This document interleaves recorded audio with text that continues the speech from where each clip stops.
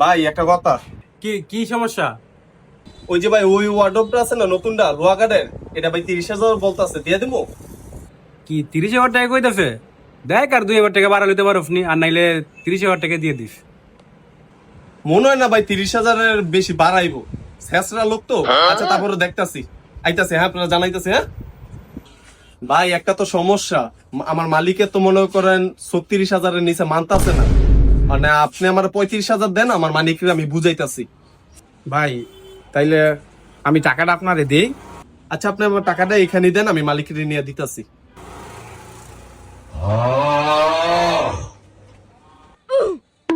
নেন টাকাটা। আচ্ছা ভাই আপনি দাঁড়ান, তাহলে আমি আসতে আসছি, মালিকের টাকাটা বুঝাই দিয়ে আসি, হ্যাঁ।